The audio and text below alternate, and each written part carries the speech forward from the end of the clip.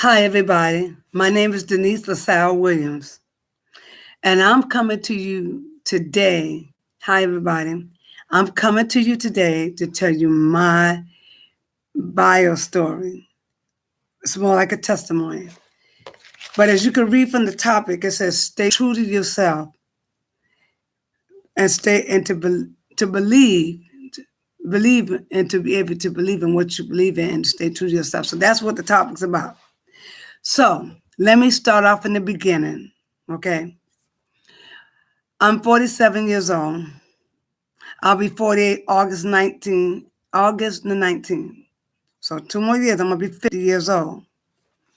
I'm a mother of a 24-year-old, okay, who is educated, who has a bachelor's himself, and he works for the airline, okay? Amen. So Larry, Reid, and Moore. Now, earlier, my brother Moore said,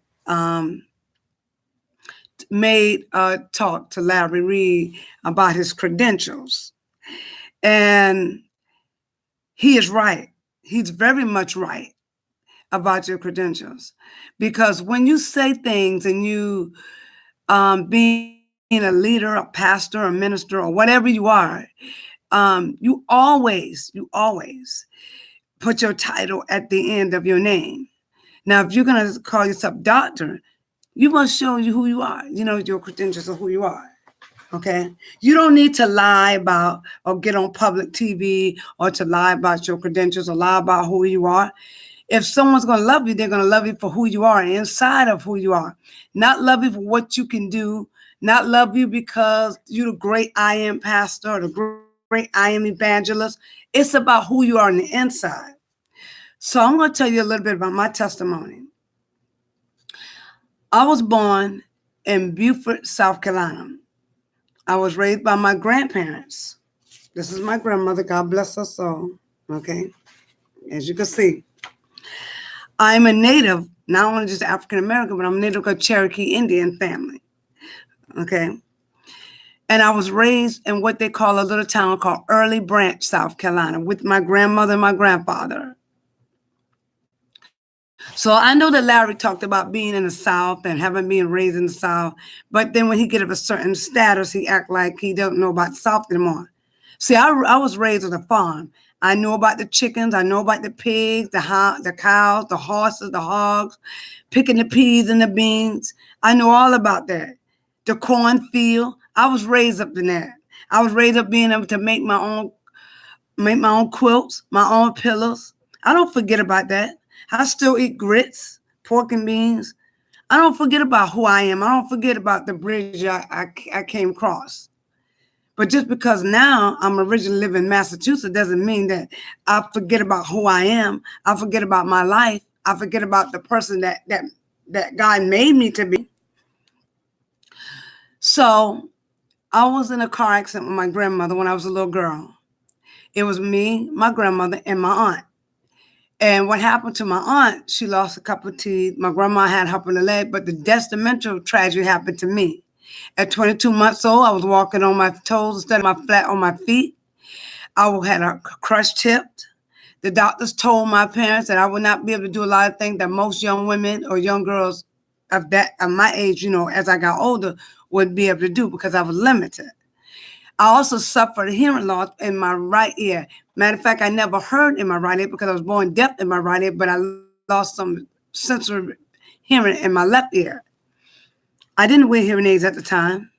I didn't even have none of that because in the South, I guess because they was unaware of it or they didn't come accustomed to it. So if you are disabled or handicapped, most of the time back then in the early 50s and 40s and 70s, even if by the time 70, they left you at home because they didn't take you to church because they felt like they was embarrassed by it. But my grandparents wasn't embarrassed about me. I went on through school. I mastered what I had to master. I did what I had to do. By the time I was 15 to 16 years old, that was the first time I ever wore hearing aids in both my ears. Then, by that time I was in Boston by the time I was 6 years old. I had casts on my legs from my toe to my hip. I've had several surgeries at New England Medical Center, Boston Children's Hospital. I was in a wheelchair. I've had bedridden. So I knew all about that. And by the time I was 17 and a half years old, I got married. I went back to Carolina after my mother and my stepfather got divorced. I moved back to Carolina. We had a family business. But then at the same time, I finished my last year of school. I got married, came out of school that May, graduated, and then I got married in July of that same year in 1993 to my ex-husband. By 1996, I had my son. I didn't let that stop me. I went on to college. I went to DeMont Technical College. I went into cosmetology. Then I went into barbering. When I left there, I kept back and forth because my parents had me back and forth. So by then, I came to Boston. When I had my son, I stayed in Boston till about the year 2000. And then I was working for a security called New World Security. I was an armed guard. That means I carried a gun. That means I had handcuffs. And I had two jobs. Not just that, I was working at Filene's Basement. Now, you could look up Filene's Basement. It's been closed. Several of their branches have closed. But at that time, I was working. And I was going to school back to school at Roxbury Community College. Then I pursued an education career and getting my degree in criminal justice. To prove that point to you, Larry, okay, this is one of my criminal law books, okay? So I was into law. This is my other book in law. I got my transcript, okay? I got all that. So when my son and we moved back there down south, stayed there for a while, I came back, because I was back and forth. In 2008, I moved back to Boston. And when I came to Boston, it became my home ever since I've been here. So I got sick. I've had 2 tumors removed. You could check it at Boston Medical, because that's where I go. By that time, I didn't let that stop me. I was in a dance ministry with a Jubilee Christian Church, which that is a real church. Bishop Gideon was the pastor. Now his son is the overseer now. So I was on a liturgical dance, and now I'm a choreographer for it and for the deaf ministry. But not at Jubilee. I'm with the National Liturgical Dance Ministry itself. So after I broke my feet in 2 places, I didn't let that stop me. I went on to school, and then I went to Everest Institute. I pursued it, dental assistant. Amen. So as you can see here, this is my binder, right? What I did is took them out of the regular books and put them in here because I didn't want to put them in. As you can see, this is my son when he was little. Okay, he's bigger now. He's grown. Okay. So I went to Everest Dental School, and I became a dentist assistant. This is Everest Institute Dental Assistant. And before you can even finish, you have to take radiology. So this is when I attended Boston University for dental radiology. As you can see, it's not fake. It's not made up. Amen. By 2013, I went to Capella University for my BSED in psychology. This is the dean's list. Amen. So it's not made up either. Amen. See, I got mine. I got it. And like I told you, I went to DeMont Technical College. Amen. Twice. I went to Roxbury Community Choir twice. I have an AA degree in human service, criminal justice. No, I have an AS, sorry. And I have an AA degree from Roxbury Community College in business administration. And I graduated with a 3.0 GPA. Amen. And just to let you know, Larry, hold on a second, because I got something for you. Just to let you know, I got something for you, because I'm going to show you my cap and gown, and I'm also going to show you my rope that I got for honors. Because in order to graduate, and you said you graduate with honors, I'm going to show you. I got it.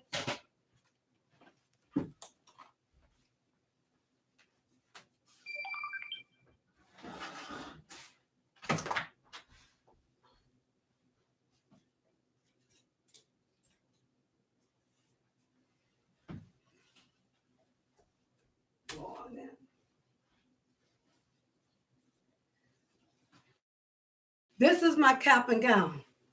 This is honors. Amen. Do you feel me? Yeah, I know you feel me, right? Oh, okay, hold on. I'm going to show you my rope, too.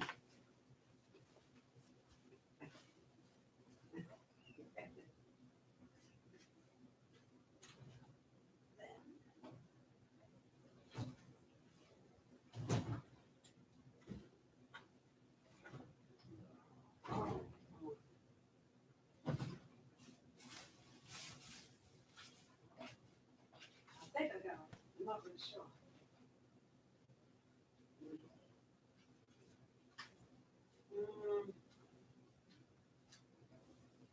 I don't have the rope. I'm not really sure I did the rope. I do have my rope, but I'm just trying to show them my own.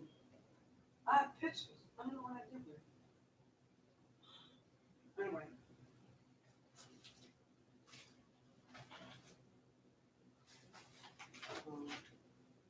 Anyway.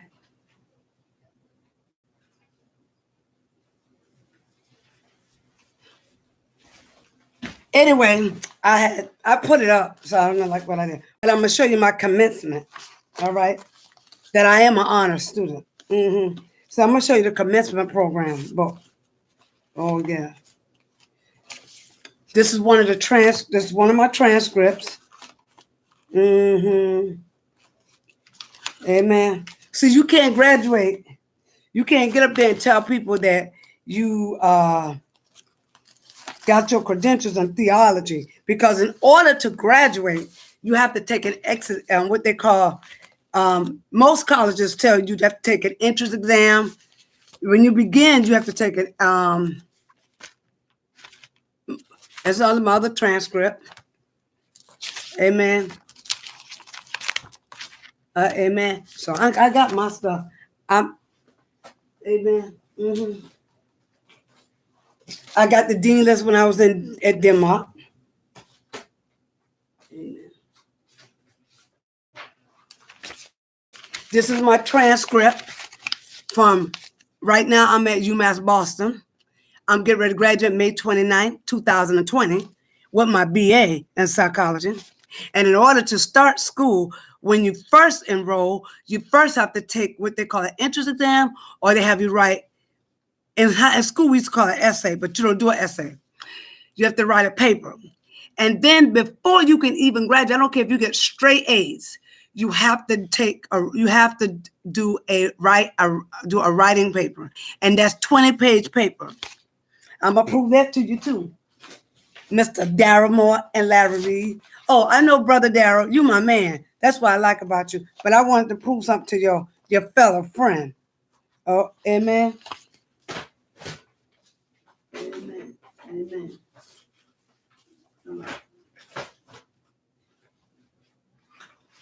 All right.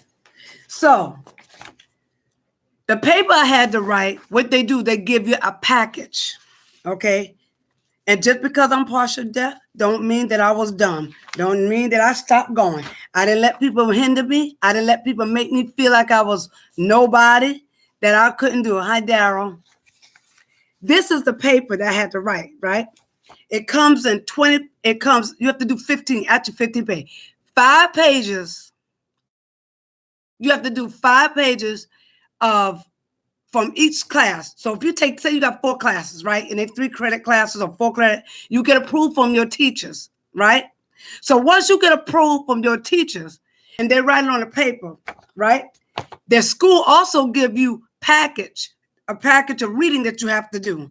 And you have to write a 20-page, a 10 or 15-page paper.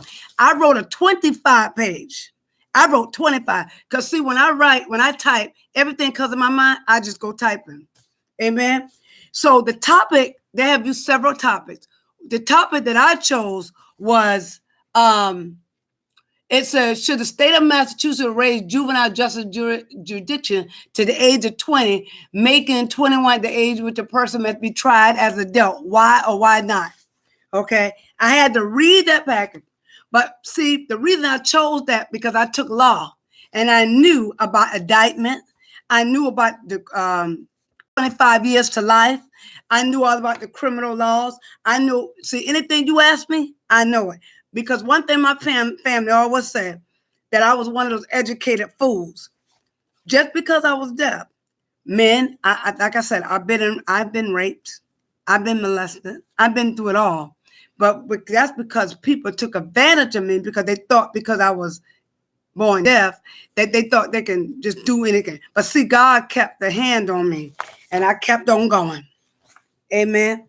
Now, to get into school, once you start at UMass, now they do it at Harvard as well, or any school.